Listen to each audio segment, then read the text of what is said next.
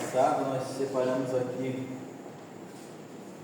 dois versículos da palavra do Senhor que a missionária mencionou. Hoje não foi possível ela estar aqui, que ela foi para registro com o nosso pastor. E temos também o versículo que a nossa irmã Evelyn também deixou para nós decorrermos aqui, né? A Mandaia até disse o versículo, mas não disse nem onde que estava escrito. Aí, pesquisando lá, achei e fica mais fácil nós fazermos uma interpretação. Amém? Amém. Nós estamos trabalhando aí com uma interpretação de texto, né?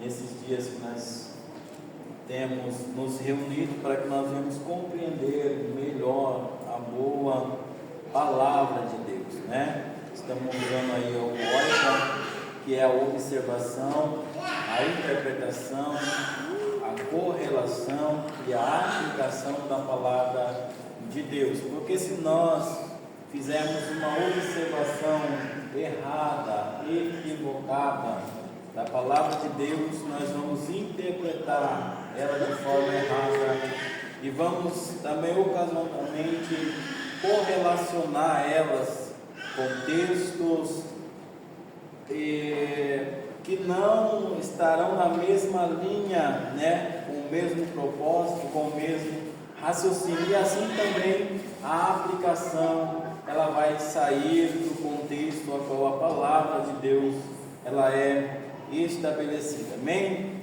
Amém. Glória a Deus. Gostaria que os irmãos abrissem para nós o livro do profeta Isaías, capítulo de número 11. Gostaria que a nossa irmã Eve, que fez, né, a menção da pergunta, né, da curiosidade, lesse para nós meditarmos um pouquinho. Isaías.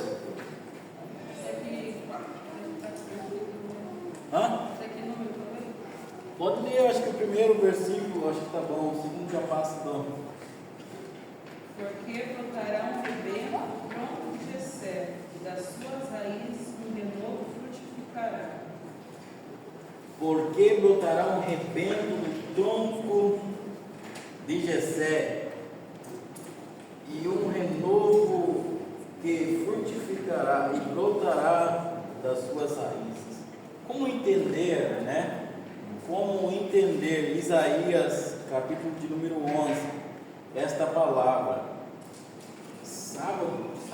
Domingo eu estava aqui na igreja e o irmão chegou até mim, falou: eu fui convidado para ministrar uma campanha e a palavra, o título da campanha é no livro do profeta Isaías, né?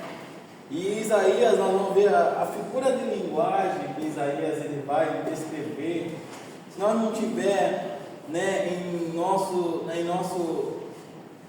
nossa consciência, em nosso pensamento, o que Isaías está tratando, do que ele está falando, por que ele usa essas figuras de linguagem, né, no seu modo de escrever ou de falar da palavra do Senhor, nós não vamos conseguir entender isso aqui, né? Olha só. Brotará um rebento, o que é isso, né? Brotará um rebento do tronco de Jessé e renova um renovo que frutificará e brotará as suas raízes, né?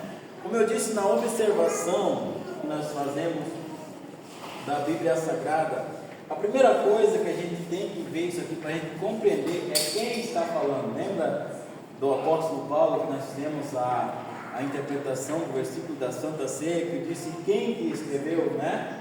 Primeiro nós temos que ver quem que está falando aqui, né? Então, Isaías, ele está dizendo esta palavra, uma profecia do profeta Isaías. Aí nós vamos compreender quem era Isaías, né? Isaías é um profeta messiânico, um profeta que predisse, né, há mais de bastante anos atrás a vinda de Cristo, né? A vinda do Messias que viria para resgatar e salvar Israel.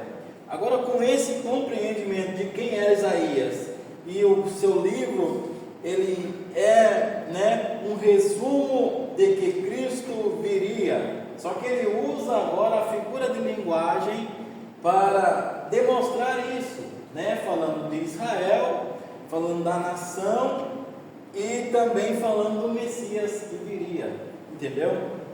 Assim fica mais fácil nós compreender o que Isaías está dizendo, ó, brotará um rebento do tronco de Jessé, né? O que Isaías está dizendo, ó, brotará um rebento do tronco, o que é isso?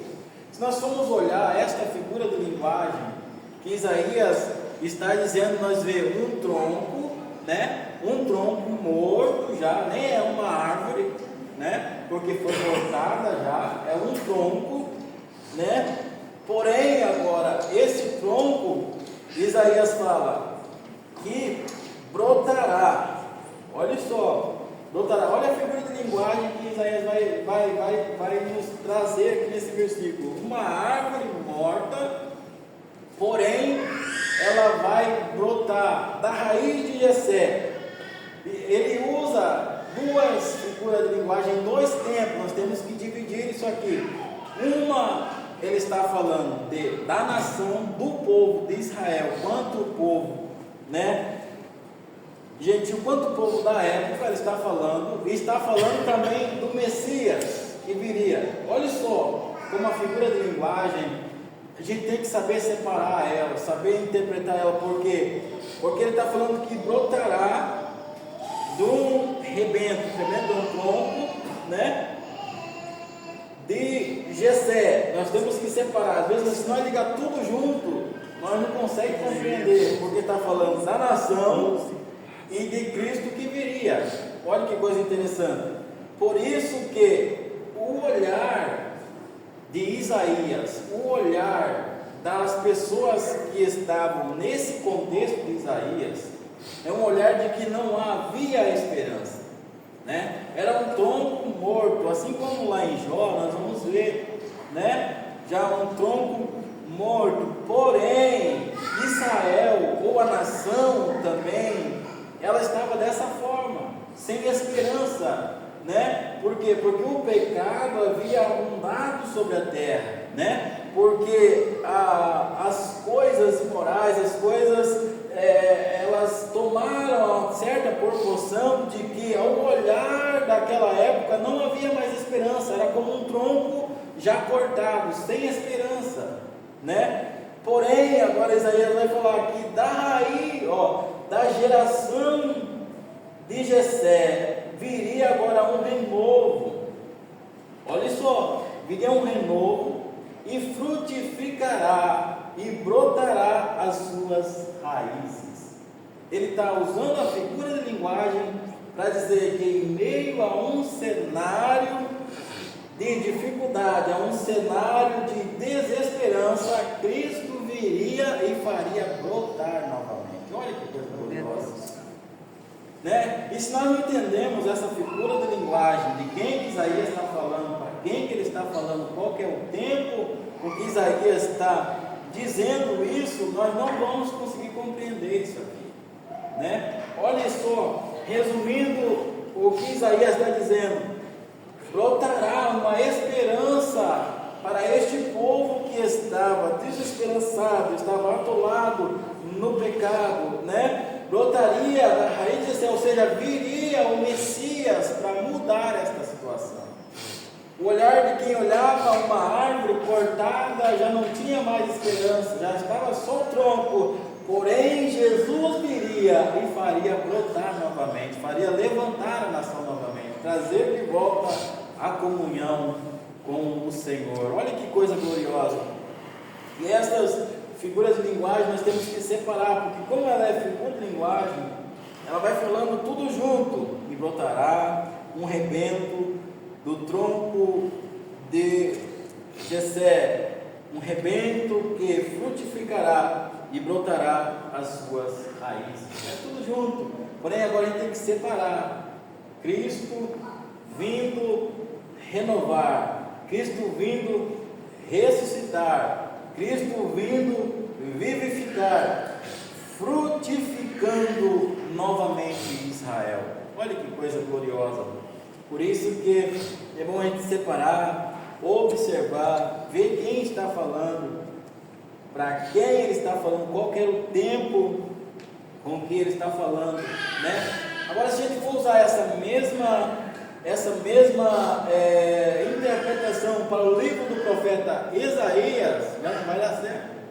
Porque Isaías ele vai predizer o cativeiro, a época do povo que iria para o cativeiro, né? A exortação de Jesus já antecedendo o povo: ó, arrependa, olhe, obedeça, porque o que vai vir aí, né, vai ser terrível, vai ser coisa terrível. Então, Jeremias ele vai falar para o povo, do povo, o que viria, o que aconteceria. Isaías não. Isaías já vai anunciar o Messias que viria e que veio resgatar Israel. Amém? Amém.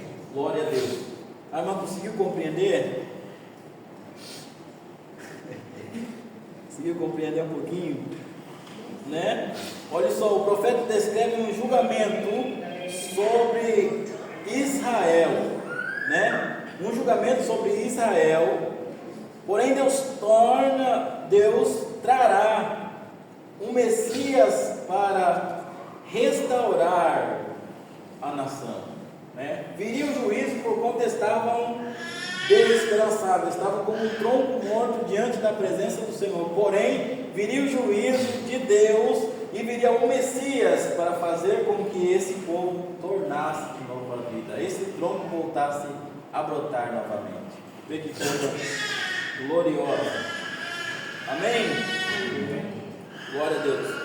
Vamos passar também o versículo que a missionária Leia falou para nós.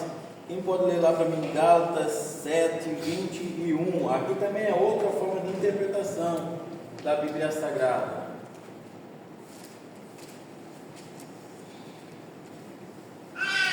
Gálatas, capítulo 4, verso 21. Se você me deixar. Dizei que o que quereis está debaixo da lei, e vós a lei. 4, 21. Dizei que os que quereis estar debaixo da lei, ouvi vós a lei. Gálatas 4, 21.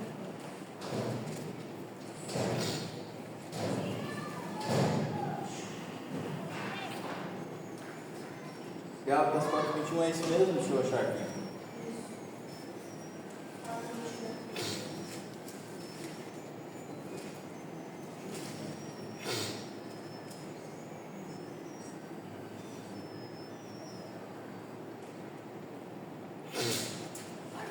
O 22. O 22 a seguir. Vamos ler até.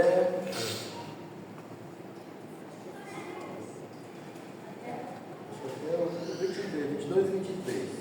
Porque está escrito que Abraão teve 2 filhos, um da escrava e outro da livre.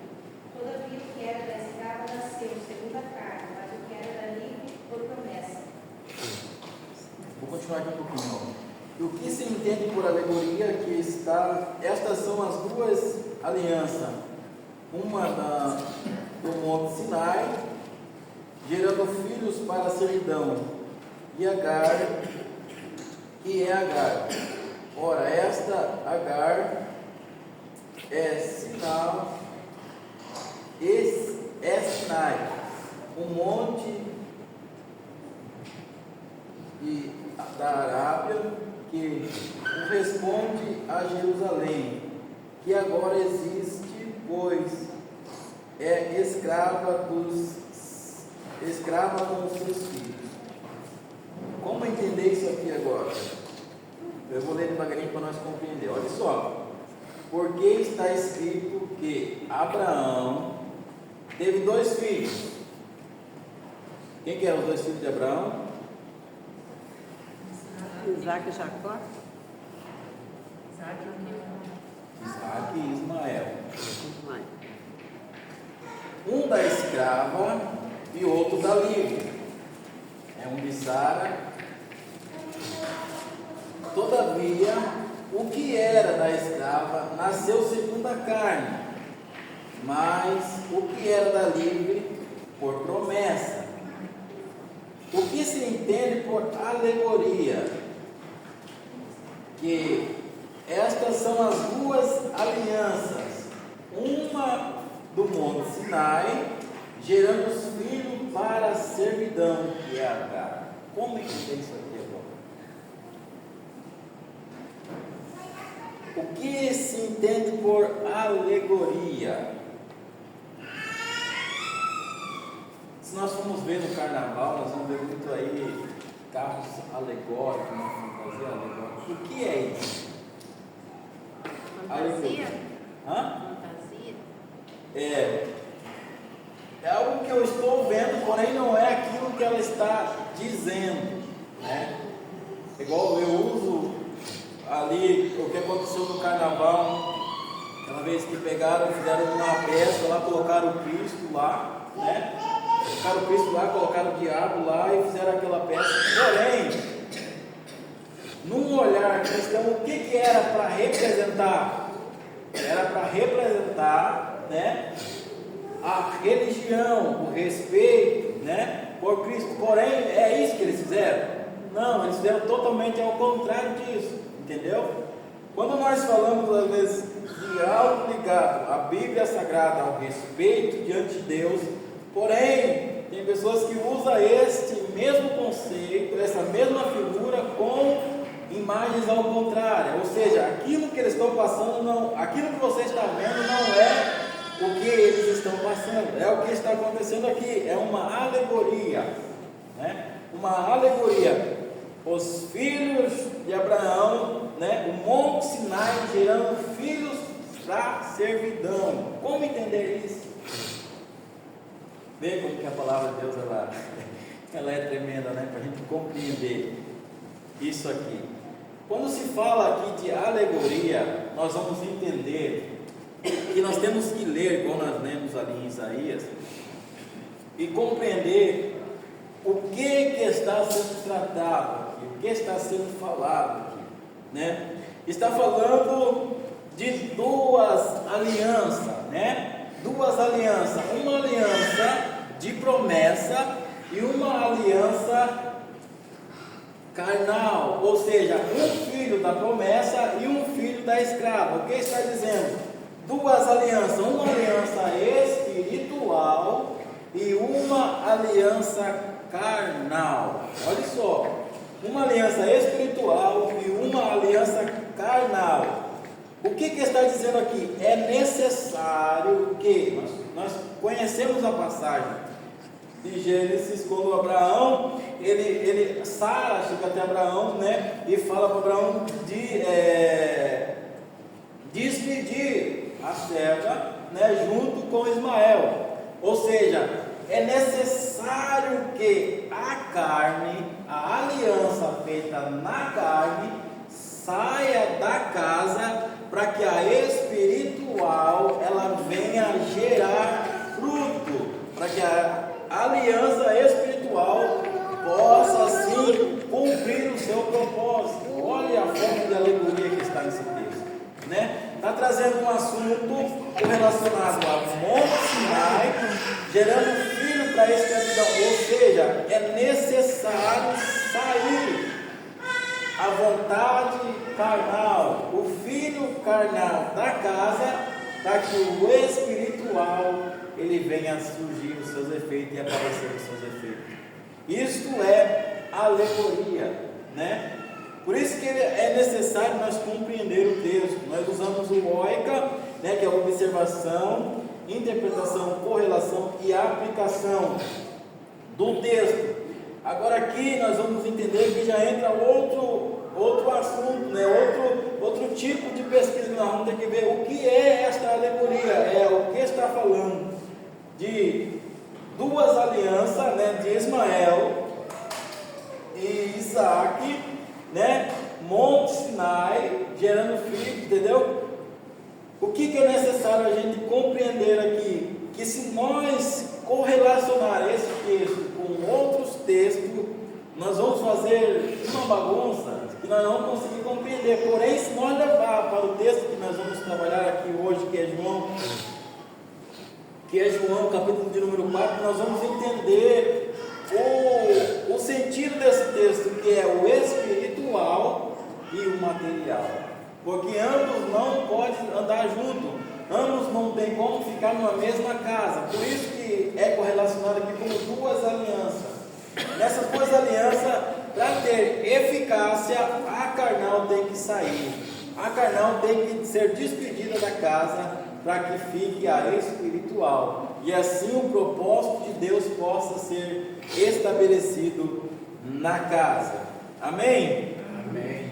Então é necessário Ismael ir embora, né, da casa, que significa a carne, a aliança carnal, para que Isaac, filho da promessa, que é a obra do Espírito, seja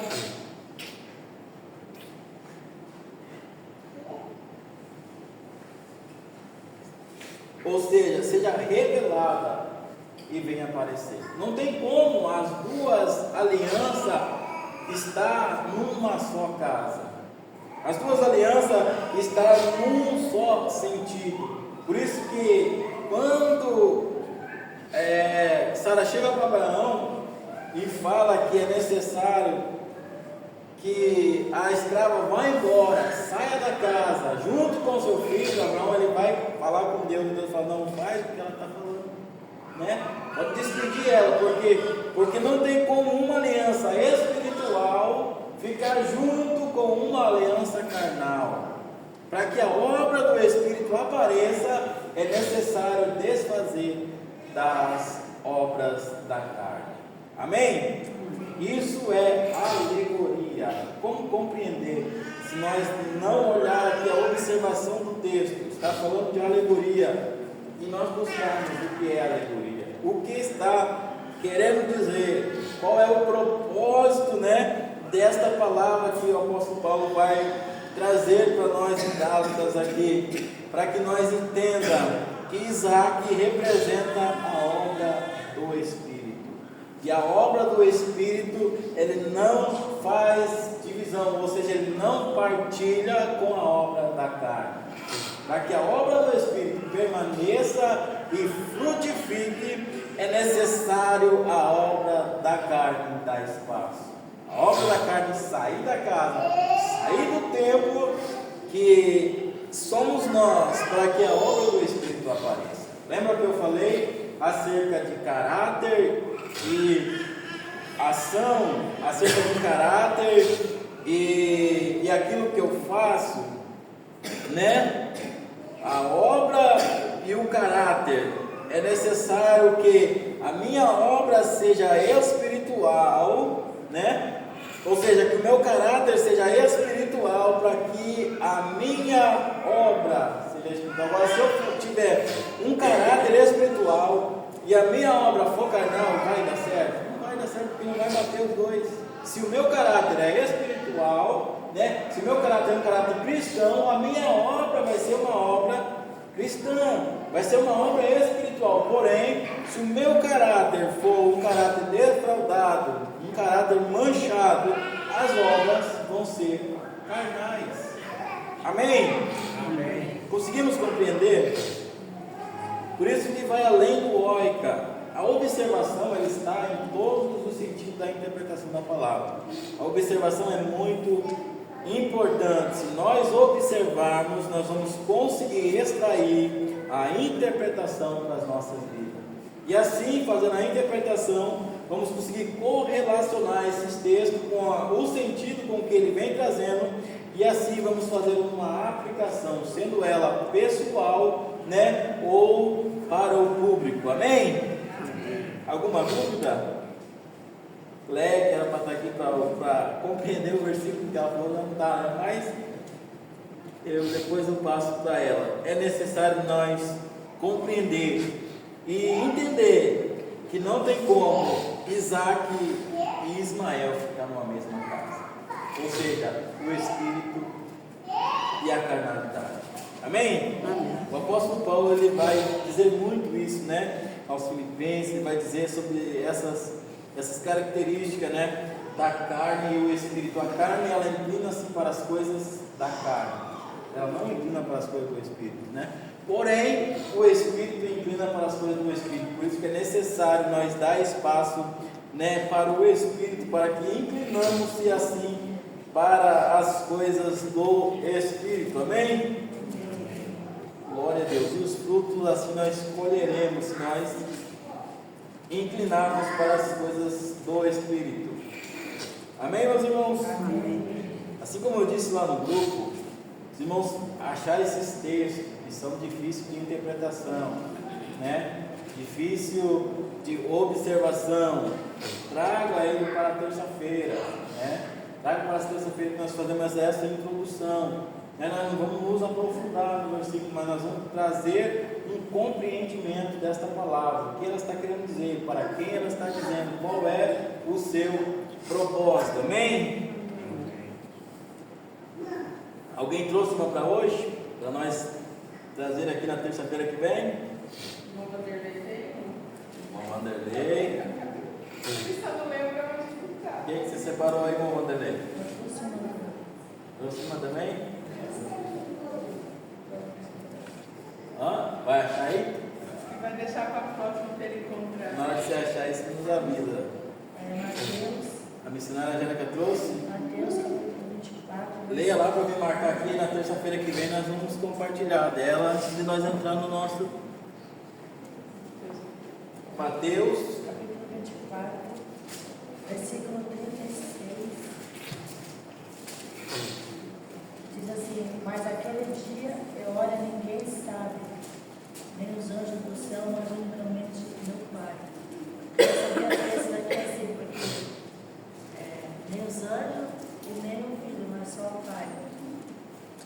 Essa daí tá fácil, né? Mateus 24, né? Versículo 4, 16. 36.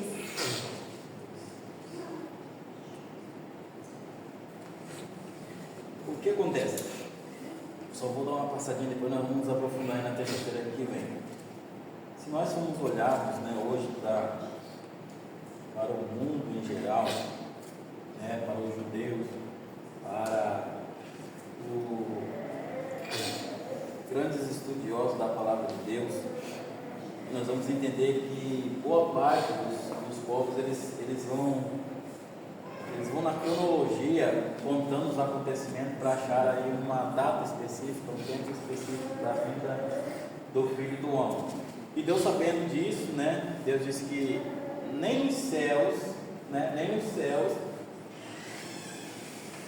eles terão assim a ciência de quando será, né? De quando será. Uma porque o nosso tempo aqui, né? O nosso tempo aqui, a nossos dias aqui, as nossas horas aqui, já não são igual ao no céu, né? Que passa-se esta geração, entra outra geração, e no céu, né, como se passasse um dia, né? E lá foi a nossa geração, entra outra geração, assim vai indo, assim como nós vemos no decorrer da Bíblia Sagrada. Então o tempo já é diferente, né? E as profecias também já datam já há um tempo, né? Que Mateus fala que vem os princípios de dores, vem os acontecimentos para depois o fim, né? Tanto é que fala que isso ainda não é o fim, né? Porém tem grandes coisas para acontecer, e nós já vemos acontecendo estas coisas, e isso já nota, né? Que está próximo do fim, né? Porém no céu, nem no céu, os anjos que estão a serviço de Deus, o Pai, né? O Filho, né? Não tem essa data específica. Uma porque tem a palavra de Deus a ser concretizada, né? Que ele não vai vir antes de tudo isso acontecer, nem depois que tudo isso aconteça. Tem um tempo determinado por Deus na eternidade, já determinado por Deus. Há um tempo determinado por Deus na eternidade, né? Que não haverá inocente na terra, que haveria todos os sinais. Tanto é que ele fala para os discípulos olhar para a figueira, quando vê que a figueira, né, está dando já os frutos, já sabe que já está aproximando a estação, assim também antecederá a vinda do Filho do Homem. Então isso tudo é um sinal de que há um propósito de Deus, há um tempo específico de Deus, E antes de tudo isso acontecer, não virá o fim. Nós vamos nos aprofundar melhor aí na terça-feira que vem acerca desta passagem. Amém? Aqui nós vamos aí estudar um pouquinho para nós compartilhar com nossos irmãos acerca da vida do Filho do Homem. Agora vamos para o texto que nós vamos falar um pouquinho hoje. É o Evangelho de João, né? Jesus Cristo escreveu João. Vamos falar um pouquinho Perdão, assim. a irmã falou que Jesus também não sabe o dia que ele vai voltar. Não, é que está escrito lá. Olha o que está escrito lá. Então, é isso que eu quero saber. Ele não Ele falou. fala que nem os anjos e nem o filho. Nem o filho. Certeza, ele também está no Não céu. fala o filho que Essa é a era palavra nós, que ele falou. Não.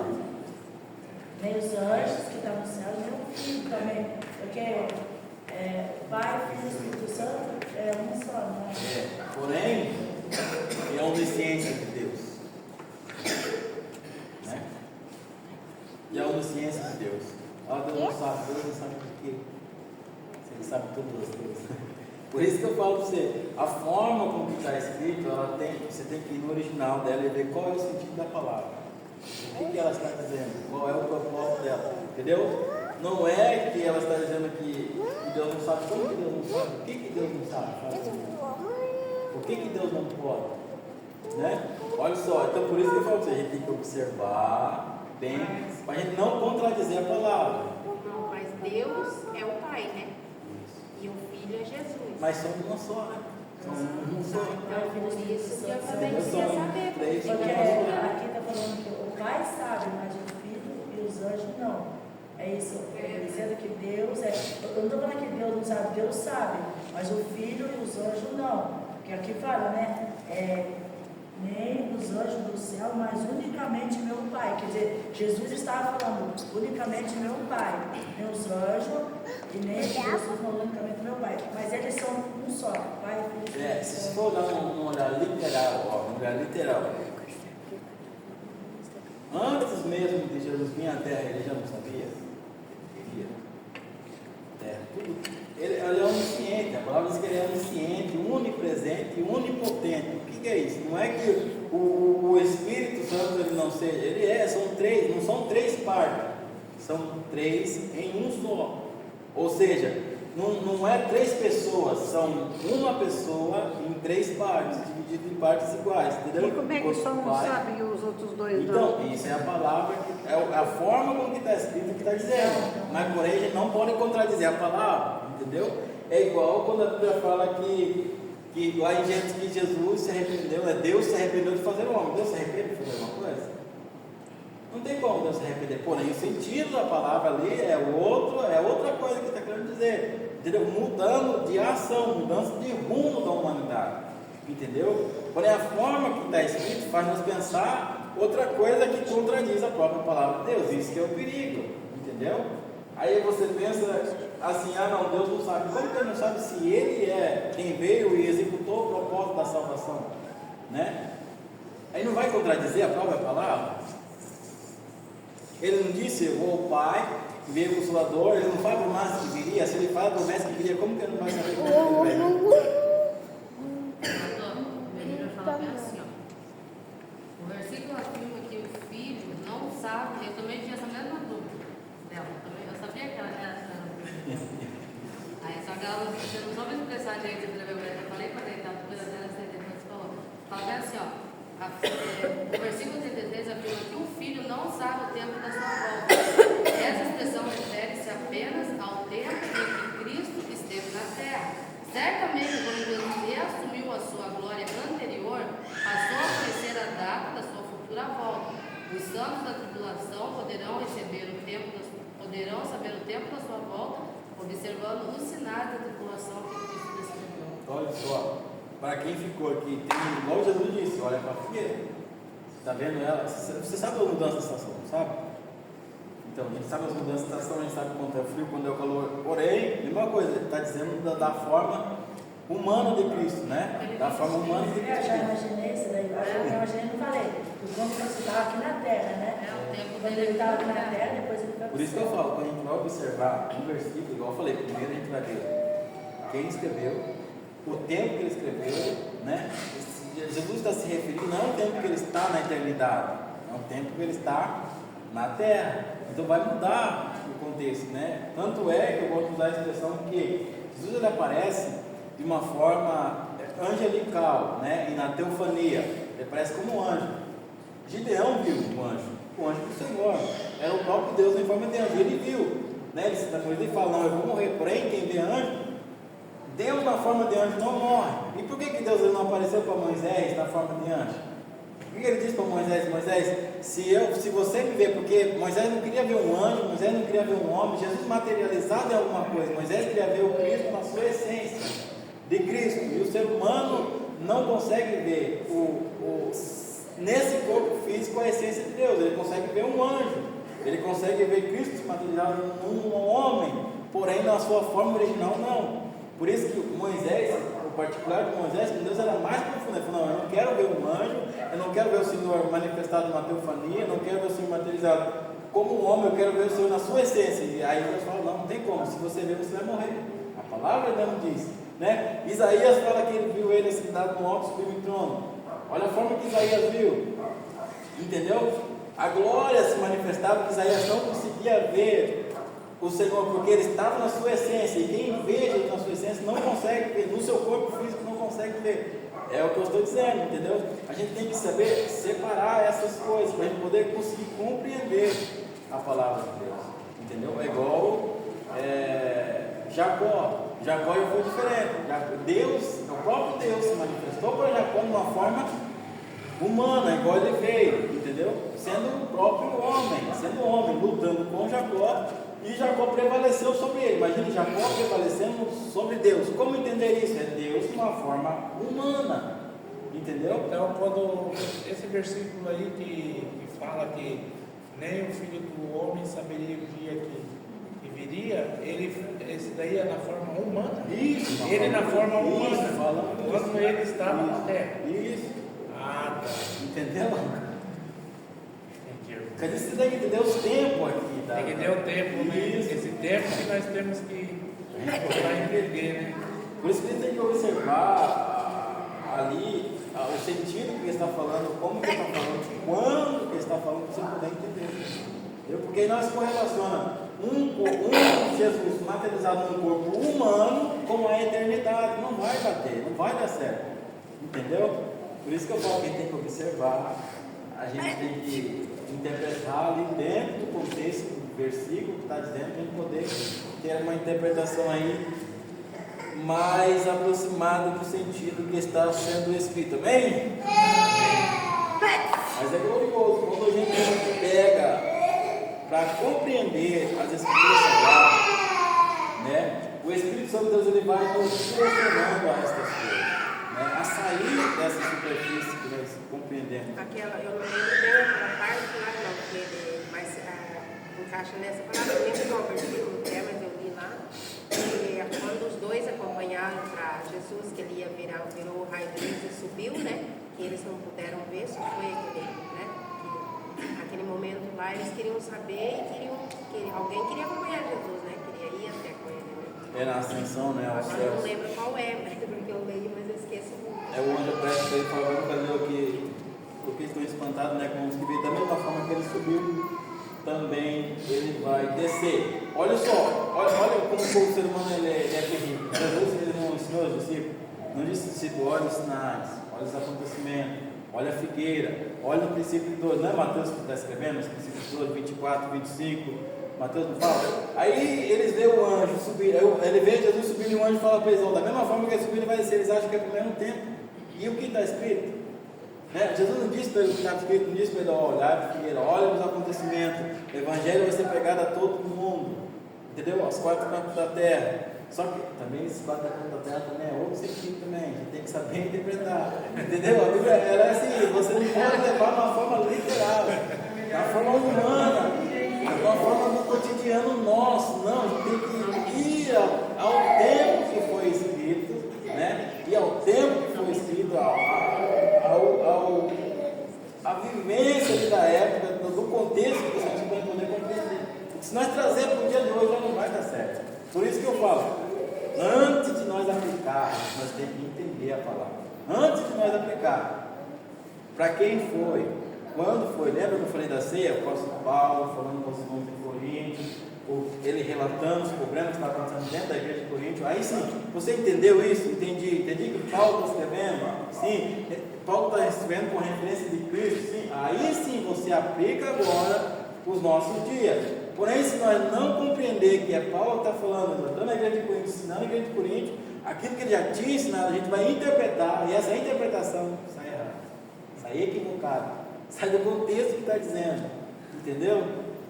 E o que está acontecendo hoje é isso. Hoje a gente pega uma palavra, já traz para o dia de hoje, já traz para a atualidade, não compreende qual foi o sentido dela, o porquê que ela foi escrita, qual foi o tempo, qual foi a necessidade para isso, sem entender todas as coisas. Como que a gente vai trazer uma aplicação nossa? A gente vai trazer uma aplicação totalmente errada, totalmente equivocada daquilo que está sendo escrito na palavra de Deus. Amém? Amém. É glorioso, né? Nós compartilhar a palavra de Deus. E a terça-feira é para isso, que nós aprendermos, né? A nós mergulhar nesta palavra de Deus. E outra coisa, sempre digo e vou repetir para os irmãos, ela não se esgota, tá? A palavra de Deus ela não se esgota. Se toda terça-feira nós pegar um tema e nós falar desse tema, nós mergulhar nesse tema, nós vamos passar aqui o resto do ano, até Jesus voltar a falar do mesmo tema, ele não se esgota. A palavra de Deus é uma profundidade. Quanto mais você busca, quanto mais você se aprofunda, mais ela é revelada para nós.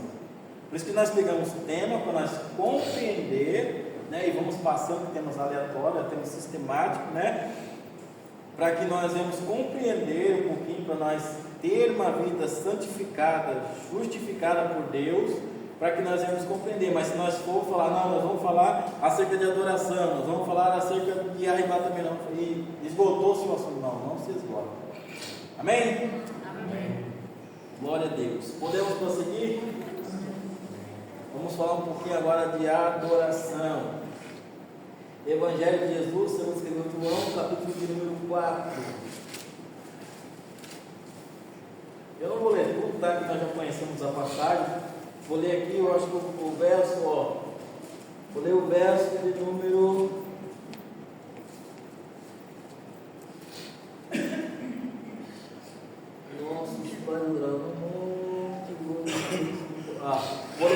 20, tá? 4:20. Não preste nem atenção na leitura, tá? Que nós vamos trabalhar nesse pedaço aqui de texto. Claro que nós não vamos dispensar os demais, vamos fazer uma breve introdução para nós compreender isso aqui. Vamos lá. João 4:20. Nossos pais, a mulher falando, né? Samaritano. Nossos pais adoravam neste monte, e vós dizeis que é em Jerusalém. Olha a mulher indagando a Jesus. O lugar onde se... em Jerusalém, o lugar onde se deve adorar. Disse-lhe Jesus: mulher, crê-me que a hora vem. Quem que é essa hora que Jesus está falando?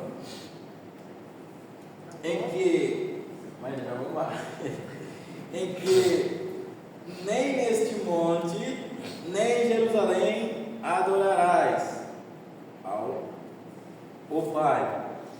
Vós adorais o que não sabes. Nós adoramos o que sabemos, porque a salvação vem do judeu. Porém, a hora vem, olha a hora de novo aí. Porém, a hora vem, e é agora. E é agora. E agora é, na verdade, né? Porém, a hora vem, e agora é, em que os verdadeiros adoradores adorarão ao Pai, em espírito e em verdade. Porque o Pai procura os tais que assim o adorem. Deus é espírito, importa que os que o adorem em espírito e em verdade. Né? Vou voltar um pouquinho aqui para Isaías, não, Gálatas, né? Gálatas aqui, ó. Olha o versículo de Gálatas. O Pai é Espírito e importa que os que o adorem, adorem em Espírito e em verdade. Levando aqui, correlacionando aqui com o livro de Gálatas, entendemos que Isaac é a obra do Espírito. Ismael é a obra da carne. Agora traga para João 5 que nós lemos. O Pai procura os tais que adoram em Espírito. Viu por que a carne tem que sair? Tem que adorar em Espírito e em verdade. Viu como é glorioso? Não tem como adorar a Deus na carne. Não tem como.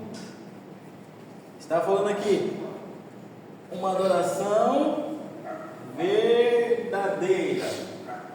O que é uma adoração verdadeira? É uma adoração espiritual. Uma adoração espiritual. Toda adoração que não é espiritual, ela não é Não é verdadeiro. Glória a Deus. Vamos lá. O que define uma adoração verdadeira? Nós já dizemos aqui, uma adoração espiritual. Uma adoração espiritual.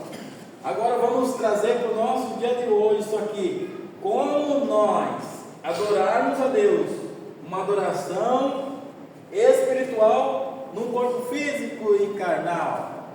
E agora? Como que fica?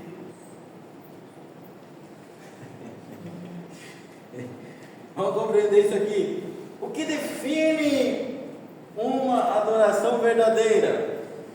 Uma adoração, Paulo vai falar lá em Romanos 12. Quem pode ler para nós? Para nós compreender isso aqui melhor. Romanos 12. Carta do apóstolo Paulo aos irmãos de Roma.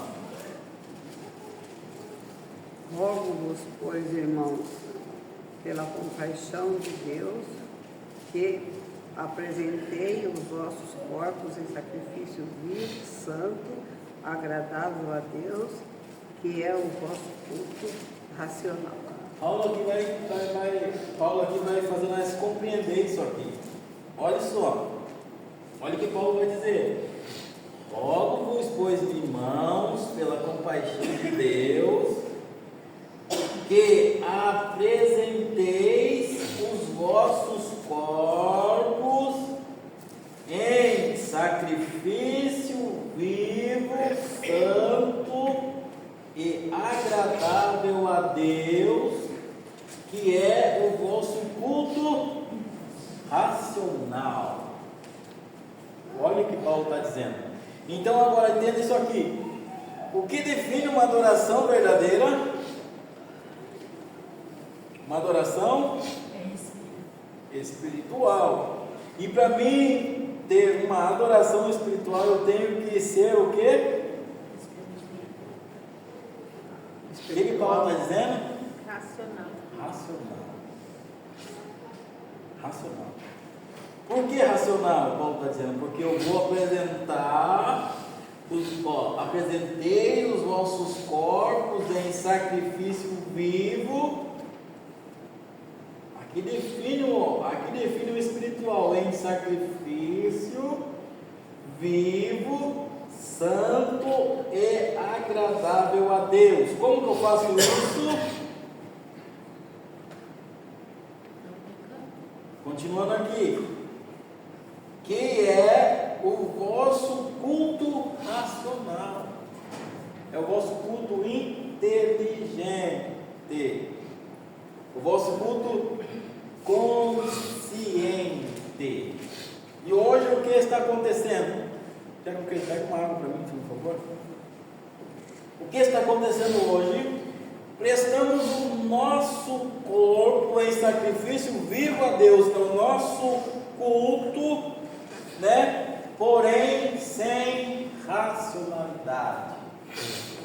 Ou seja, adentramos na casa de Deus com o nosso pensamento no nosso cotidiano, com o nosso pensamento na nossa vida secundária, e esquecemos que agora, para que a minha adoração seja verdadeira, o meu culto a Deus, o meu corpo eu vou apresentar a Deus como um culto racional.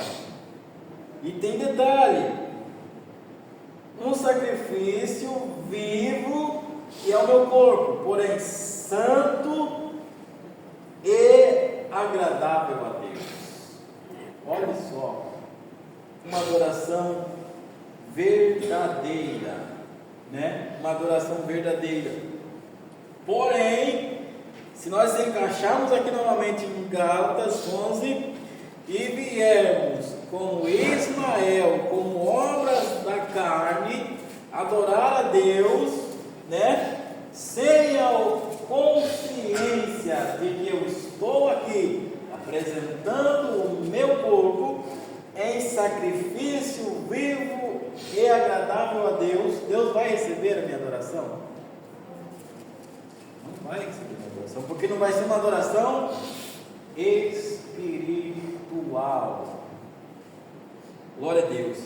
Temos que compreender que quando nós vamos apresentar algo para Deus, quando nós vamos adorar a Deus, quando nós vamos nos prostrar diante da presença de Deus, Ismael tem que sair da casa. Tem que sair da casa, senão Deus não recebe a nossa adoração. Amém? Aí para, assim, tipo, nessa verdadeira, cabe a sinceridade, né? Isso. Medindo, né, as palavras, né, como diz. Ó, quando... Olha a importância de nós entender isso aqui. Lembra que eu falei da observação do versículo, do que está dizendo, para depois nós aplicar? Olha o que Paulo está dizendo. Rogo, pois, meus irmãos, pela compaixão de Deus, que apresenteis o vosso corpo em sacrifício. Como que era o culto? Como que era apresentar a adoração em sacrifício? Isso nós vamos ver lá em Levítico, nós vamos ver lá em Levítico.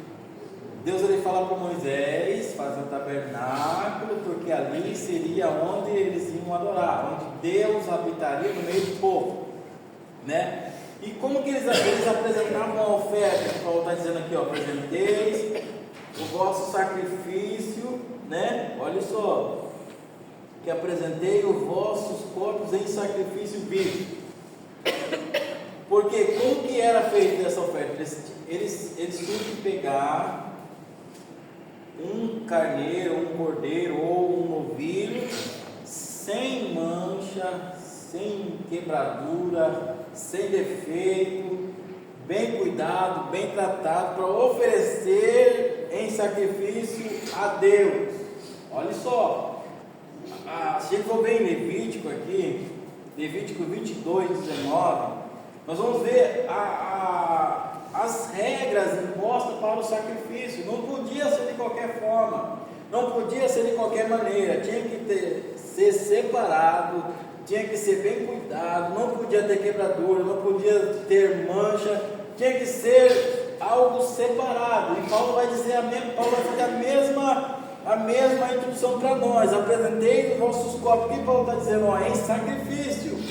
Quando fala-se de sacrifício, fala de separação, fala de consciência, fala de pureza, porque se não tem essas qualidades, não era ser apresentado o sacrifício, ou seja, Deus não recebia. Por isso que nós temos que ter a consciência que temos que apresentarmos o nosso corpo em sacrifício vivo a Deus com as mesmas características com que eles apresentavam ali o novilho, os bois, os carneiros, para ser sacrificado, porque senão Deus não receberia, e o pecado do povo não seria perdoado, né? Representando também a morte de Cristo, né? Por isso agora, depois da morte de Cristo, né? Aí Paulo vai falar: agora vocês não vão sacrificar mais carneiro, não vão sacrificar mais novilho, porém agora vocês vão apresentar os vossos corpos com a mesma diligência com que era se apresentado a oferta para o holocausto. Olha só, aí às vezes nós vem para a casa de Deus sem essa consciência, sem essa razão, essa racionalidade, esse pensamento de que nós estamos trazendo algo para oferecer a Deus. E que é esse algo? Está aqui. O meu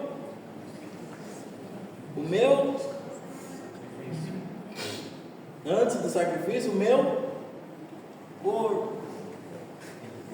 O meu corpo em sacrifício vivo, agradável a Deus. Agora imagine, se eu venho apresentar a Deus o meu corpo em sacrifício vivo, santo e agradável a Deus, sem essa consciência. Sem essa consciência de que eu estou vindo fazer, tem gente que nem sabe o que vem fazer na igreja. Não estou dizendo de novos convertidos, não estou dizendo de pessoas, né, que estão ouvindo ouvir a palavra, não, estou dizendo de pessoas já enraizadas na igreja, né, na palavra. Né? As pessoas vêm, nem sei o que fazer aqui hoje. Meu Deus, será que Deus está recebendo esse sacrifício? Deus está recebendo essa adoração?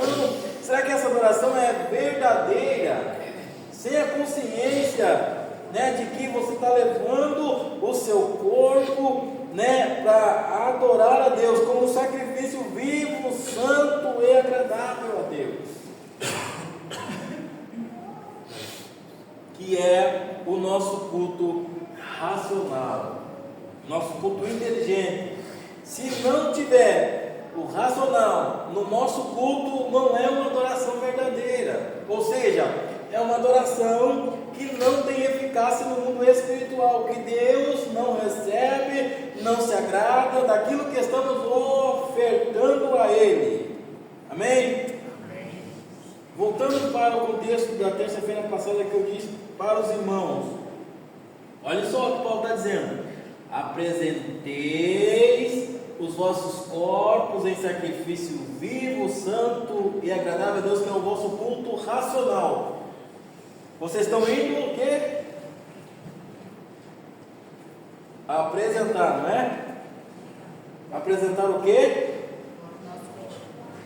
Em sacrifício vivo, que é o nosso culto, né? Aí nós vem para a casa de Deus, vamos falar as mesmas referências de novo. Aí a gente vem para a casa de Deus, né?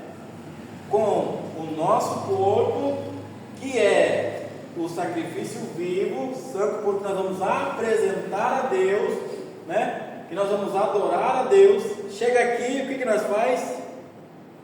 Nós apresenta a Deus? Ou nós quer levar as bênçãos de Deus para casa? Ou nós chega aqui e nós começa a pedir para Deus, vir entregar para Deus o que nós vamos fazer? Né? Se nós tivermos a consciência que o nosso corpo é um instrumento de adoração a Deus, e que eu venho na casa de Deus, que é o meu culto racional, que eu venho adorar a Deus, eu venho entregar a Deus, e chego aqui, ao invés de entregar a Deus, eu peço de Deus para mim. Deus está recebendo o meu sacrifício? A minha adoração está sendo verdadeira? Irmão, o que está dizendo? Que nós não podemos levar a bênção com nós para casa, nós não podemos. Não é isso que eu estou dizendo. Eu estou dizendo que nós temos que apresentar o quê? O nosso corpo em sacrifício vivo, santo e agradável a Deus, que é o nosso culto. Apresentar a Deus a nossa adoração. Mas nós, em vez de apresentar a Deus a nossa adoração, nós vem para Deus: eu preciso de uma bênção, eu preciso de um milagre, eu preciso de... E a nossa adoração, o nosso corpo que nós temos que apresentar a Deus. Vamos olhar novamente para a figura do tabernáculo. Olha só, no tabernáculo a gente tem tudo isso aqui que a gente faz aqui. Jesus, ele vai dizer que ele é o caminho, a verdade e a vida. São 3 portas do tabernáculo. Uma porta, o tabernáculo era fechado, né? A primeira porta tinha 4 colunas, representando os evangelhos, certo? E essa porta era chamada de caminho. Jesus disse: eu sou o caminho. Só. A segunda porta, que dividia o pátio do santo lugar, ou do lugar santo, era chamada de verdade. E depois da verdade, tinha outra divisória que tinha o véu, que também era outra porta, que se chamava lugar santo, também como vida. Olha só, eu sou o caminho, a verdade e a vida, as 3 portas, certo? São os 3 estágios de uma adoração verdadeira. Ou seja, no átrio, no pátio, o que tinha no pátio? No pátio tinha um altar, né, do holocausto. Altar do holocausto. Bem na chegada, entrava pelo caminho e já tem o altar do holocausto. Depois do altar do holocausto, tem a pia de purificação. O sacerdote oferecia o sacrifício, limpava na pia para poder entrar no lugar santo, para depois o sacerdote ir para o Santíssimo. O que acontece? Então você adentrou pelo caminho da adoração, né? Entrou pelo caminho da verdade, né? Que é Cristo. A primeira coisa é o quê? Sacrifício.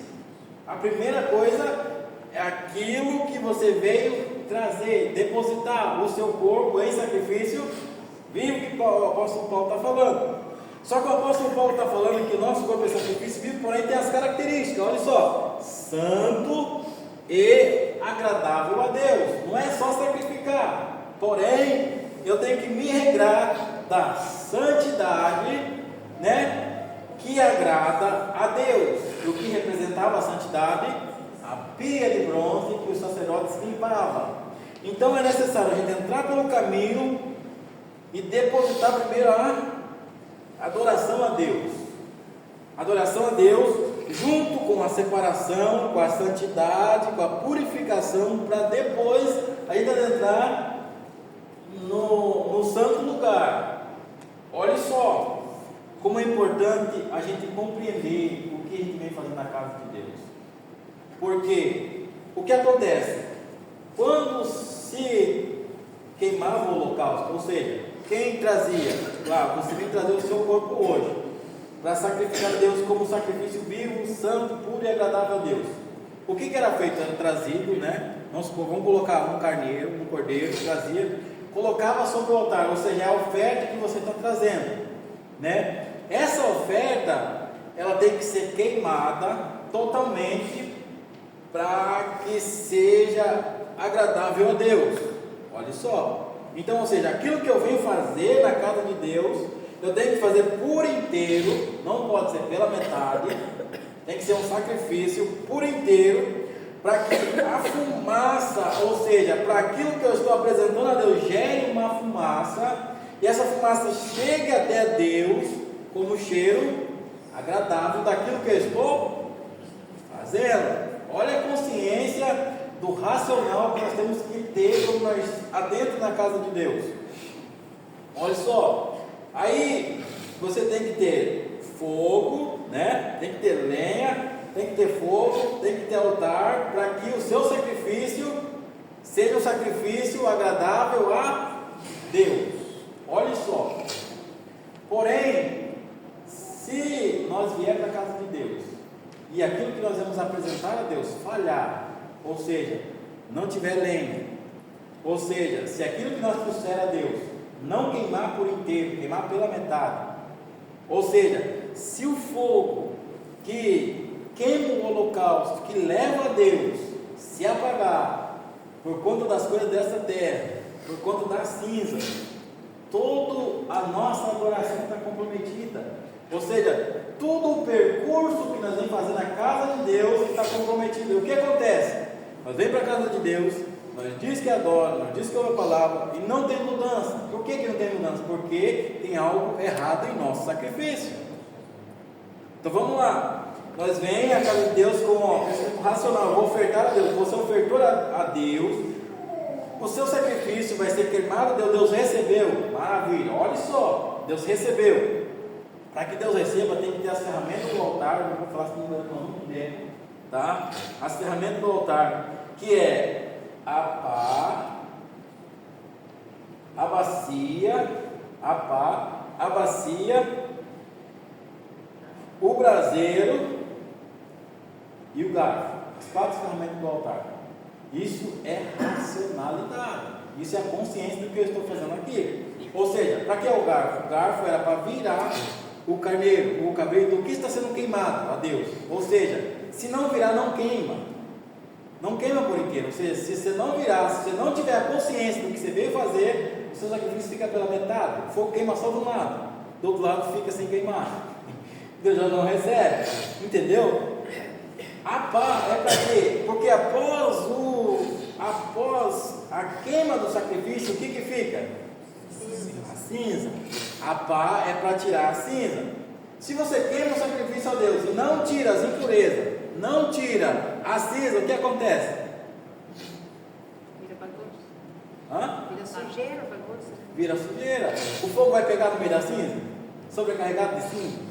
Tem que tirar a cinza, não tem? Para poder continuar. Olha só a racionalidade. Isso é a consciência do que nós estamos fazendo na igreja. Entendeu? Aí, olha só. Aí tem a bacia que é para pegar essa cinza, colocar na bacia, eles levavam para o deserto, um lugar específico, e depositavam lá. Por quê? Porque a cinza é aquilo que às vezes eu não compreendo, é aquilo que eu não desceu, que não está legal. E o que eu faço? Eu posso colocar ela num recipiente e jogar fora. O que as pessoas fazem? Elas têm uma pá que tira a cinza, porém elas não colocam no recipiente e jogam fora, elas espalham para outras pessoas, elas espalham para outros altares. Ou seja, eu chego aqui e começo a falar mal do Mondemir para o nosso irmão Nair. O que eu estou fazendo? Estou pegando a cinza do meu altar, que era para colocar num recipiente e jogar num lugar que não atrapalha ninguém, eu jogo no altar dela. Se ela não tiver as mesmas ferramentas, o que vai acontecer? O altar dela não vai mais acender. Quando eu olhar o Mondemir, ela fala, é verdade mesmo. Esse irmão aí é terrível. Eu nem conheço, nem convivo com o irmão. Ou seja, a cinza que eu joguei do meu altar no altar dela prejudica ela de queimar o sacrifício a Deus. Olha só como que a racionalidade é importante no culto. Entendeu? É colocar no lugar certo, depositar no lugar certo, para que o que não serve para mim não vai servir para os irmãos. Entendeu? Aquilo que é impureza para mim, eu não posso jogar para os irmãos. Por quê? Porque vai prejudicar os irmãos. E hoje as pessoas não têm essa consciência, né? A gente tem o direito de falar para a irmã, não gostei disso da irmã. É um direito meu, não é? Porém, eu não posso passar isso para outra pessoa, porque a irmã Ademir, para a nossa irmã, ela pode estar muito bem. Porém, às vezes, o meu jeito, o meu caráter, a minha expressão pode não bater com a da irmã Nair, porém, não é isso que vai fazer eu espalhar isso para todo mundo, entendeu? A gente tem o direito, porém, eu tenho que colocar no lugar, longe dos demais. O que as pessoas fazem? Só espalha, aí vira aquela cinzarada, e cadê o fogo? E cadê o altar? Aí na hora que é para a igreja acender, oferecer sacrifício a Deus, Deus se agradar, está todo mundo tomado naquela cinza, naquela bagunça. Uns adoram, uns tem um foguinho, daqui a pouco a cinza acaba, o foguinho do irmão está queimando o sacrifício. Viu? A consciência da racionalidade, daquilo que nós estamos fazendo, daquilo que nós vamos fazer, daquilo que nós estamos falando. Aí o que acontece? Olha só como é importante. Isso no pátio, né? Aí tem a bacia. Para que serve a bacia? A bacia é para catar a brasa do altar, que já ofereceu o sacrifício a Deus, e levar agora para o santo lugar, porque lá no santo lugar tem um altar do incensário. E esse altar do incensário só se acende se o altar do holocausto estiver em dia. Olha só, se o seu sacrifício foi invalidado, se o seu sacrifício não foi tirado a cinza, então não vai ter brasa acesa. Não tendo brasa acesa, não tem como você levar para o santo lugar.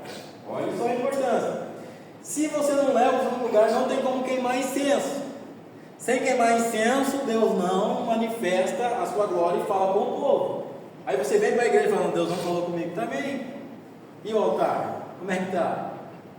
E a brasa? Será que tem brasa para levar para o altar do incensário? Para que o altar do incensário é para quê? Era para que ali era colocada a brasa. Vamos supor, você fez tudo certinho, você adorou a Deus, você veio com a consciência, não, eu vim para adorar a Deus, adorou a Deus, né? Aí chega aquele irmão, não, você viu o que aconteceu? Você viu lá? Aí você fala, não, eu vou virando. Aí você vai virando você vai virando o seu sacrifício. Não, eu não vim para isso. Aí você olha a consciência, eu não vim para ver isso, eu vim para adorar a Deus. Aí você vai virando o seu sacrifício, aí vai queimando, queimou. Aí você vai pegar agora a brasa que está no seu altar, que já queimou, só que você vai levar para o santo, vai passar na bacia, vai lavar, vai se purificar e vai adentrar no santo lugar. No santo lugar você vai colocar no altar do incenso, né? E junto com os incensos, o que acontece? O altar do incenso é o reconhecimento da natureza humana, da imperfeição humana, ou seja, Deus só se manifestava quando o sumo sacerdote ou o sacerdote estivesse ali, desaparecesse na fumaça. O que é isso? Enquanto eu dizendo, eu faço, eu posso, eu tenho, Deus não fala. Deus não falava, Deus não se manifestava, a ponto de que a fumaça cobria tudo, o lugar santo, porque tinha a divisória, né? Não do pátio, já tinha passado do pátio para o lugar santo, ali do lugar santo tinha a divisória para o lugar santíssimo, a fumaça tinha que cobrir tudo. A ponto do sacerdote não ver, daqui ele olhava, ele não via o pé. Quando ele não via o pé, aí sim ele via, agora sim, agora Deus vai falar, entendeu? Aí ele pegava e ia para o santo do santo, ali derramava o sangue na tampa da arca, que era a propiciação. Aí Deus se manifestava e falava. Olha só, para que Deus viesse falar, olha o ritual que tinha que ser feito. Então se você falha no começo, você nunca quis ouvir a voz de Deus. Aí tem pessoas que falam, não, hoje o pregador não estava cheio de Deus. É o pregador que depende de que Deus fale com você. Não é, é aquilo que você veio ofertar a Deus. E se a sua oferta a Deus não for uma oferta racional, Deus não vai falar com você, você não vai ter mudança de vida, você não vai ter mudança de caráter. Por quê? Porque aquilo que você está ofertando a Deus não está chegando até Deus.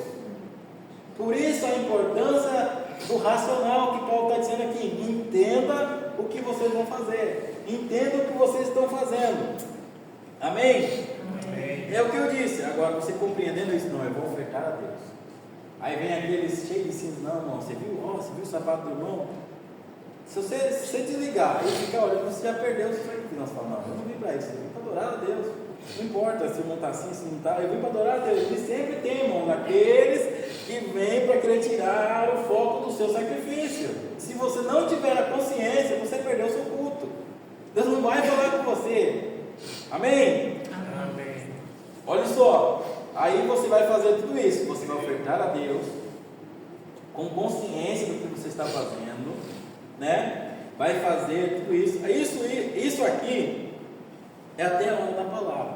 Entenda isso. Você vai ofertar a Deus até a hora da palavra. Agora, chegou na hora da palavra, o que é? A fumaça já cobriu tudo o santo lugar. E agora Deus vai se manifestar e vai falar com o povo. Entendeu? Chegou a hora da palavra agora, você vai continuar adorando. Porém, você já fez tudo, o ritual que tinha que ser feito.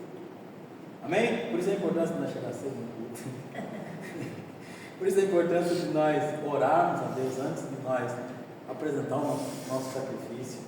Porque às vezes nós temos que tirar a cinza antes de nós estar na presença de Deus. Às vezes a gente vem cheio de cinza, a gente vem cheio de perfeição, cheio de coisa arada, cheio de bagagem. Chega aqui, cara, se você não dobrar o joelho, no teu no particular com Deus, você não consegue se conectar com o mundo espiritual. Já tem que trazer de casa, né?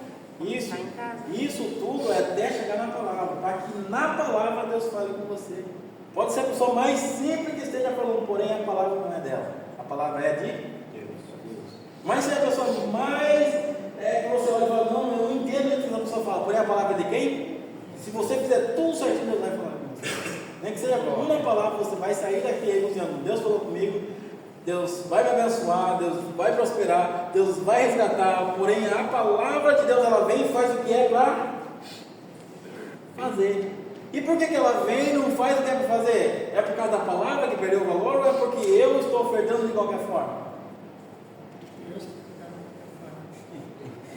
Por isso que Paulo vai falando, olha, apresenteis os vossos corpos em sacrifício vivo, santo, puro e agradável a Deus, que é o vosso culto racional. Não é um culto de qualquer forma, é um culto com a consciência do que eu vou apresentar a Deus. Viu, irmão? Igual o irmão falou, né? De falar mal para a irmã. Né? E de repente, quando a pessoa chega e fala uma verdade, a pessoa vai lá e leva com mentira para outra. É uma cinza suja que está sujando também, Isso. né? Tudo Porque às cinza. vezes fala a verdade, a pessoa vai lá e leva com uma mentira para outra, vai passando para outra, vai virando aquela mentira. E a pessoa que falou a verdade sai como mentiroso. Né? Não é verdade? Eu estou Amém. fazendo uma referência igual eu disse aqui, de espiritual, né? Isso sem falar, o carnal, né? Se for falar dos carnais, misericórdia, mas não estamos falando dos carnais, estamos falando do espiritual. O que é falar do espiritual? Eu falei, tipo, eu olho para a manda não vou na sua cara, é um direito meu, não é? Porém, eu não posso fazer exceção de você, eu não posso desprezar você, entendeu? Tem, às vezes sim, por quê? Porque às vezes o ser humano julga pela aparência, às vezes o ser humano ele acha uma coisa, por quê? Por conta disso, é isso aí que eu estou dizendo, não estou falando dos canais, se for falar do canal é misericórdia, por isso que eu estou dizendo. Que a gente tem que saber separar essas coisas, porque a gente veio ofertar isso. E quando a gente entende que nós fomos criados para adorar a Deus, e quando a gente entende que o nosso corpo tem que ser santo, puro e agradável a Deus, não só aqui dentro da igreja, e aí isso tudo ele vai passar a sair daqui da igreja para a nossa casa, da nossa casa para o nosso trabalho, do nosso trabalho para a rua, da rua para onde nós estiver, tem que ter esses mesmos requisitos, entendeu? Aí entendemos uma coisa, você vem no culto, olha só, você até traz o cordeiro para adorar, né? Para sacrificar, você sacrificou o cordeiro, muito bem, aí você tem a brasa ali, você precisa a brasa, você vai, leva para o seu lugar, tudo bem, aí quando chega na hora de Deus falar com você, você fala, puxa vida, dá alguma coisa errada. Deus não falou, sai do culto, foi por causa que foi o evangelista que pregou hoje, foi por causa que a irmã pregou hoje, o irmão que está começando. Você sai com essas indagações do culto, achando que o problema é o culto, achando que o problema é a igreja, achando que o problema é o pregador.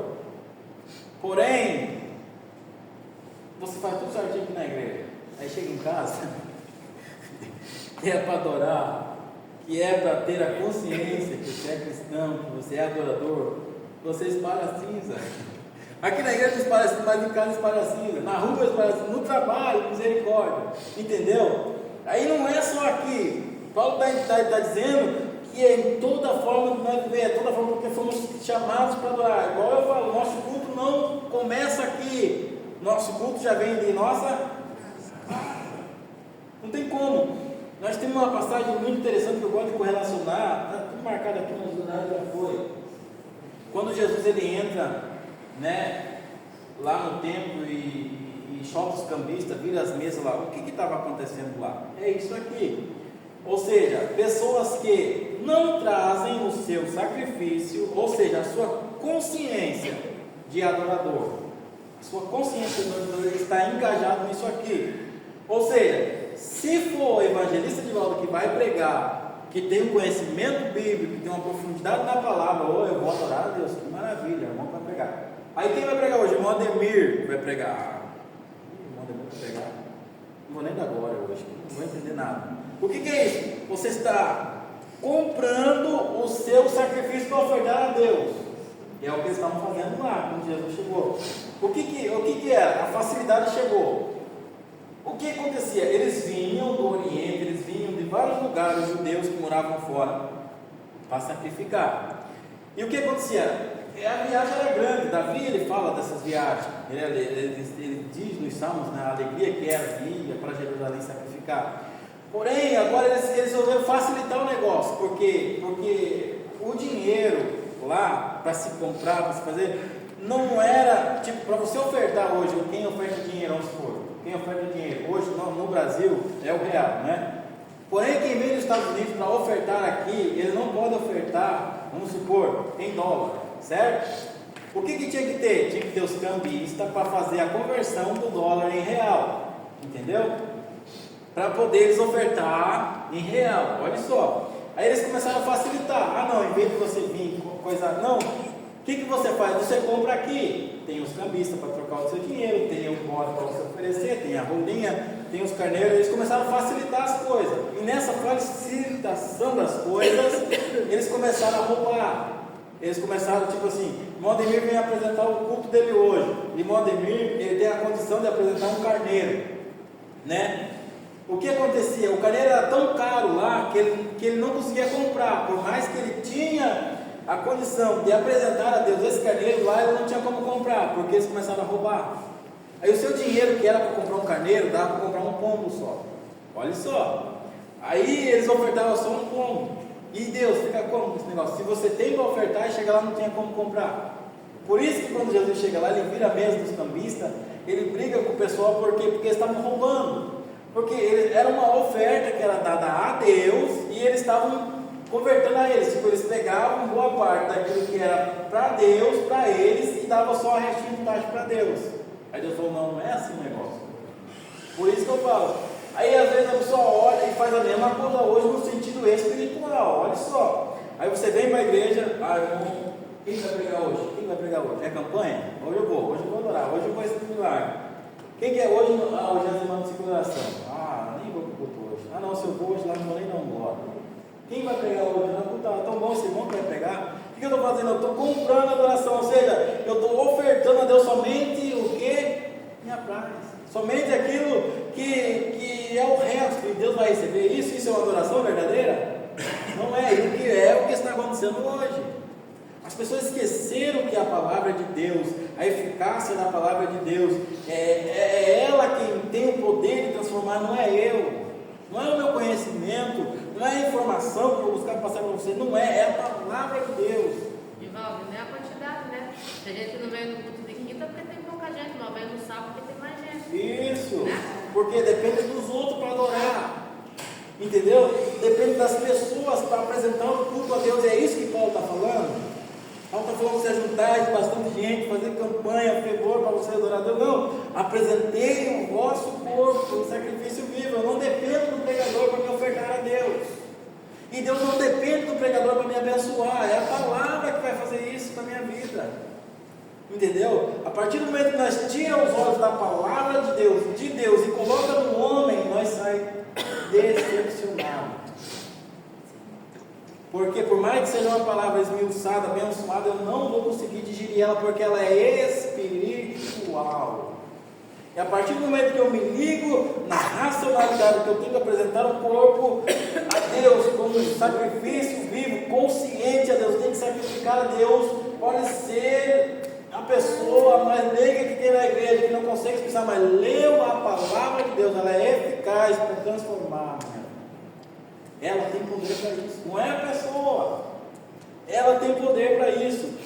E hoje as pessoas, elas tiram a visão da palavra, do poder da palavra, e colocam no homem, e saem dizendo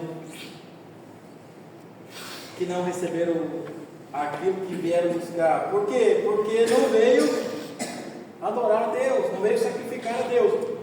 Como eu disse, isso tudo é até a palavra, porque agora a palavra, ela tem poder para nos exortar, edificar e consolar.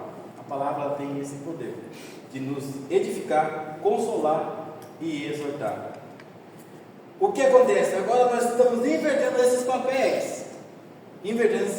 Porque nós vemos para o culto, em vez de ofertar, nós queremos receber. Ou seja, antes de passar pelo altar, nós já queremos ir para o Santo dos Santos, ouvir a voz de Deus, sem passar pelo altar, sem passar pelo sacrifício, sem passar pela consciência do que eu estou fazendo, e quer direto ouvir a voz de Deus. Como que Deus vai falar comigo dessa forma? Pode ser a pessoa mais espiritual que esteja na igreja. Como que Deus vai falar se a pessoa está sendo carnal? Não tem como. Entendeu? E o que está acontecendo hoje? Eu pego os louvores da atualidade. Eu disse aqui na terça-feira passada. Eu pego os louvores da atualidade. O que é o louvor da atualidade? Não é uma entrega mais para Deus. Não são louvores cristocêntricos, não são louvores de adoração a Deus, porque a igreja tem que ter a consciência que ela vem adorar. Se Deus vai abençoar, isso é Deus. Se Deus vai mudar a minha vida, isso é. Se Deus vai entregar aquilo que eu estou pensando, isso é. Não depende de mim. Aí a igreja acha que depende dele, acha que Deus, ele recebe barganha. Não, e os pregadores também estão assim hoje, agora que você vai receber. Não, você vai receber se Deus quiser te abençoar. Não depende de mim. Não depende de mim declarar na vida de vocês a bênção de Deus se você não está sacrificando direito. Depende de você. Se você sacrificar direito, não depende da minha palavra, não, vocês vão receber, não. Automaticamente as bênçãos do Senhor vão de encontro à sua vida. Não depende de mim dizer, não, hoje vocês vão sair daqui abençoados. Eu posso dizer 1000 vezes essa palavra, ela não vai ter eficácia se eu não estiver obedecendo. Entenderam? Aí é o que eu falo, aí a gente depende do pregador, depende de uma palavra de fervor, dizer, não, hoje a sua história vai mudar. Porém, se eu não mudar o meu comportamento, vai mudar a minha história? Deus continuou olhando, não, eu quero ver seu sacrifício. A fumaça tem que subir primeiro, a fumaça não está subindo. A cinza está tomando conta do altar, está passando dos outros. E eu quero ouvir a voz de Deus. Deus vai falar comigo? Fica difícil, né? Por isso que Paulo fala, olha, é racional, é inteligente. Eu passei daquela, nem posso usar esse termo, passar dessa porta, porque já vem de lá, já vem do trabalho, já vem de uma vida regrada em cima disso. Porém, nós estamos trazendo esse tema específico para que nós venhamos compreender, né? Ao passar daquela porta para cá, opa, o negócio vai ser diferente agora. Eu vou sacrificar primeiro. Eu vou ofertar primeiro. Aí eu trago um louvor, né? Eu trago um louvor lá, veio com consciência de que vai entregar para Deus, né? E chega aqui na igreja e vai cantar lá. Eu tinha notado que até perdi, mas é muitos louvores, irmãos, que pega de Deus para nós. De Deus para nós. De novo. Ó, nós veio apresentar o nosso sacrifício a Deus. Chega aqui, nós traz algo que vai trazer de Deus para nós. Estamos fazendo certo? Nosso culto está sendo racional? Não está sendo racional. A gente chega aqui, em vez de orar, agradecendo a Deus pelo dia, pela semana, pelas 24 horas. Olha só, Deus ele dá para nós 24 horas. Ele nos livra, Ele nos abençoa, Ele nos dá de comer, Ele nos dá de beber, né? Nos traz da igreja. Aí chega aqui, nós temos 2 horinhas. Sabe o que nós faz? Pede mais para Ele. Olha o que Ele já deu para nós. Nós temos 2 horinhas para fazer o quê? Senhor, eu sou grato. Eu vim agradecer, eu vim bendizer, eu vim exaltar. Sabe o que nós faz? Senhor, eu preciso. Senhor, eu quero. Senhor, me responde. Senhor, me ajuda. E o nosso culto está sendo racional. O que tem esse poder para fazer? A palavra, se nós fizermos correto, a palavra ela pode vir ao nosso encontro, nos abençoar, nos levantar, nos edificar, nos mudar a nossa vida. Porém, não é nós que temos esse poder. Nós chegamos aqui, se eu orar com fervor, Deus vai me responder, vai me abençoar. Não é minha oração, é minha obediência.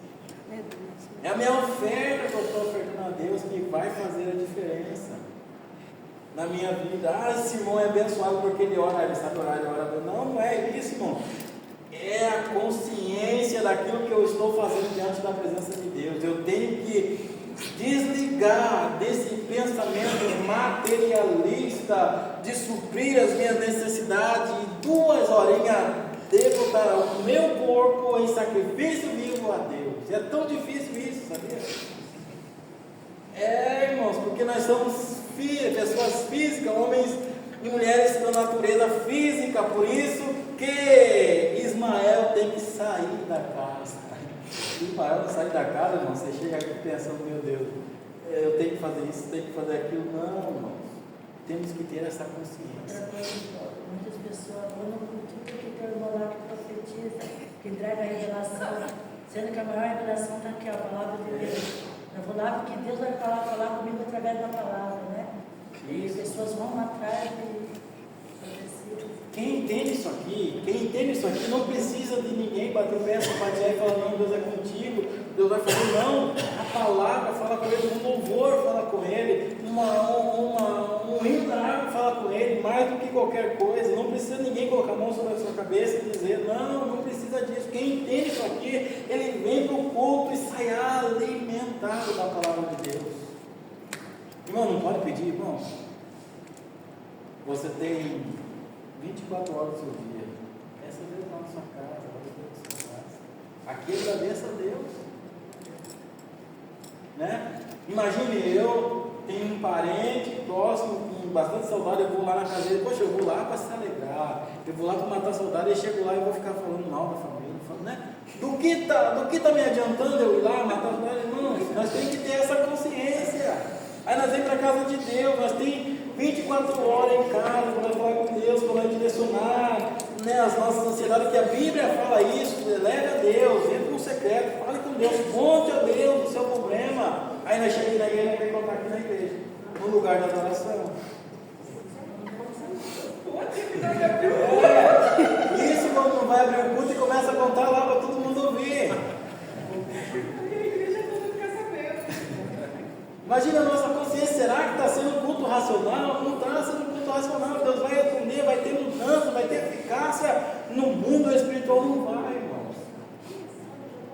Por isso que nós temos que discernir as coisas, o que nós estamos louvando para Deus, o que nós estamos falando para Deus, o que nós estamos apresentando a Deus, o nosso corpo, nossa alma, o nosso espírito, aquilo que estamos trazendo para a casa de Deus. Será que é isso que Deus pediu para nós fazer? Será que é isso que encaixa na consciência de uma pessoa racional, inteligente? Aí tem muitos que falam, irmãos, nós estamos vendo uma frieza espiritual. E eu, o que eu estou fazendo? Eu também estou mais frio. Nós estamos vendo um dia difícil, né? Estamos vendo um dia bíblico isso, porém, mas e eu? Será que o meu culto está sendo racional? Será que hoje nós temos essa consciência? Porque se nós tivermos essa consciência, irmãos, o nosso culto é diferente. A nossa apresentação a Deus é diferente, e na hora da palavra Deus manifesta da sua glória, Deus cura, Deus batiza, Deus liberta, Deus transforma, Deus visita a nossa casa, tudo por conta de um sacrifício apresentado a Deus com consciência.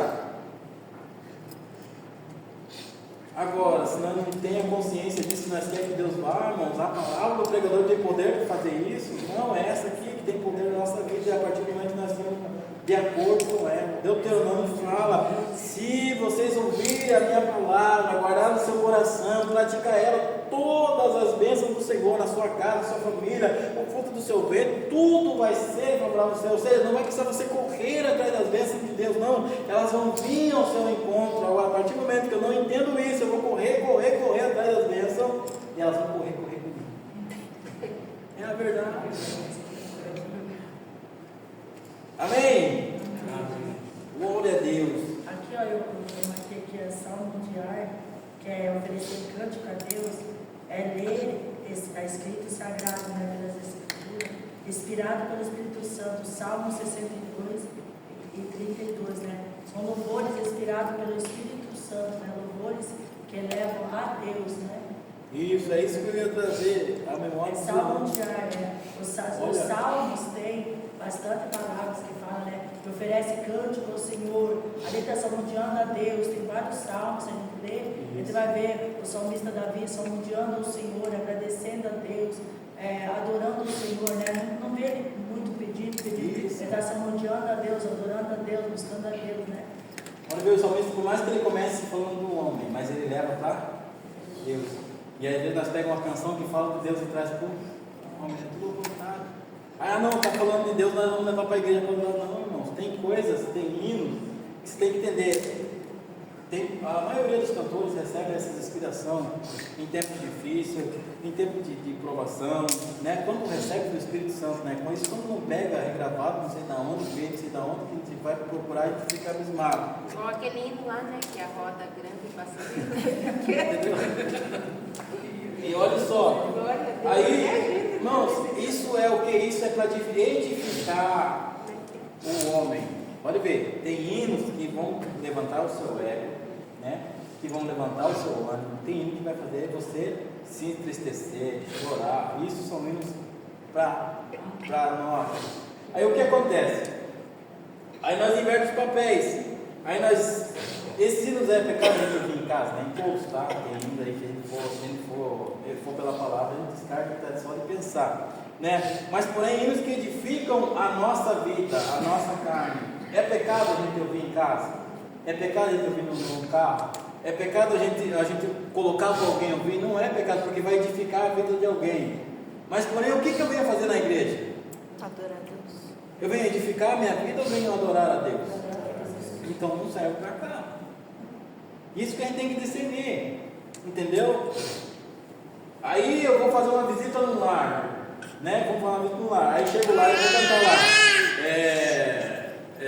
Aí eu pego, aí vou lá na Bíblia, aí vou achar um hino lá que confronte a mesma fé, que fale de arrebatamento, que fale que se você não se arrepender você vai para o inferno. Aí eu acho.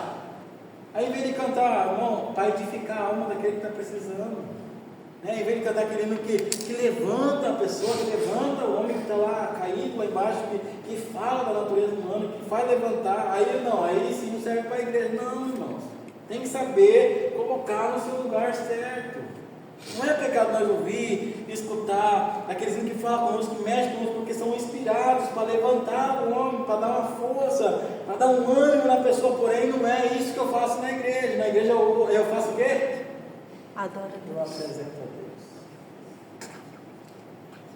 Ah, mas fala da Bíblia, né? Os valores cantaram aquele dia também, sabe? É aquele que Todas as coisas lá. tempo certo para tudo. É isso? Como é? Canta um pedacinho. É demais cassino, nem sei. É Eclesiastes. Olha só, irmãos, aí em Eclesiastes, vamos trazer para a igreja. Mas o que fala? O que fala no hino? Está entregando a Deus ou está pegando Deus para o homem? Vai ser tão lindo também. O ouvindo vai ser tão lindo. Ó, quando Deus agir em seu favor, eu estou pedindo para Deus, eu estou entregando para Deus. Olha a letra do hino. A consciência está onde? Olha os salmos, vê se os salmos está pedindo alguma coisa para Deus. Não, ele pode até pegar daqui, mas ele leva para Deus, ele leva tudo para Deus, a honra para Deus, a glória para Deus, o poder para Deus, é tudo. Ele pode começar falando de uma coisa ideal que aconteceu, porém ele leva tudo para Deus. Isso é adoração. Isso é adoração a Deus. Não dizer, Senhor, hoje eu vim aqui para receber isso, então eu já vim com o propósito errado. Eu já nem estou entendendo o meu papel de adorador. Amém? Amém. O que define uma adoração verdadeira? Uma adoração Espiritual. e uma adoração Racional. entenda isso. Você vai ofertar a Deus. Você vai levar a Deus. E o que nós estamos levando a Deus? A nossa oração. Qual é a nossa oração diante de Deus? Como está sendo a nossa oração? Na Bíblia tem um modelo de oração que é o modelo que Jesus ensina, né? Que é o Pai Nosso. O Pai Nosso é um modelo de oração, né? Tem a oração de Neemias, tem a oração de Esdras, tem a oração de Neemias. Olha, cada ocasião específica é um tipo de oração. Aí nós chegamos aqui na igreja e nós vamos pedir. Porque Deus não depende do nosso louvor, né? Nós louvamos, porque a característica de Deus passa para nós. Nós que está sendo edificados, nós que estamos sendo edificados. Então Deus, né? Nós temos que entregar para Deus. Deus não precisa do nosso louvor. Nós que temos que ser edificados por Deus, né? Está lá em Salmos 22. E ela em Salmo 22, 3 lá. Olha o que está escrito lá. Para nós encerrar. 122, 3. 22, 3. Salmo de número 22, verso 3. 22, 3. Porém, tu és santo, porque habitas entre os louvores de Israel. Deus, Ele habita no meio dos Louvores. Agora, como que Deus vai habitar? No meio dos louvores. Sendo que eu trago uma cobrança. Trago uma cobrança para Deus. Trago dizendo, não, Deus, você tem que me abençoar. Não, Deus, você tem que fazer. Não, Deus, você tem que mudar naquilo que eu estou cantando. Por mais que a minha consciência seja de adorador, aquilo que eu trago para Deus, tem que também estar no perfil de adorador. Amém? Para que Deus habite no meio do povo. Por que quando os nossos irmãos na igreja primitiva eles louvavam a Deus, pessoas eram batizadas com o Espírito Santo, Deus curava, Deus transformava? Por que disso? Por que não acontece hoje? Porque as pessoas perderam a racionalidade. Trazem tudo quanto que é de bagagem para dentro do culto, tudo quanto que é de mídia da atualidade para dentro da igreja. E Deus não quer isso. Deus ele quer uma verdadeira adoração. Por isso que ele fala: eu procuro os tais que eu assim o adoro, porque ele é Espírito. E importa que eu adore em espírito e em verdade. Ele diz para os samaritanos: vocês adoram que não sabem, porém o judeu adora aquele que conhece, aquele que sabe. É necessário nós saber, conhecer o que estamos ofertando a Deus, para que assim Deus possa usar a misericórdia e nos abençoar. Amém? Amém. Glória a Deus. Então, a verdadeira, o que define uma adoração verdadeira é uma adoração espiritual, uma oração racional, consciente daquilo que eu estou fazendo a Deus. A partir do momento que eu entender que até o momento da palavra é um momento de eu ofertar a Deus, eu não vou ficar passeando na igreja. Eu não vou precisar que o pastor fique chamando minha atenção para mim parar de tomar água. Eu não vou precisar que alguém fique olhando para mim enquanto eu estou conversando na igreja. Porque eu vou ter a consciência de que aquilo que eu estou fazendo até o momento da palavra vai fazer com que Deus fale com. Aí tem gente que anda, passeia, fala, tem que só presta atenção na hora da palavra. Deus vai falar com ele? Só se for para se converter. Amém?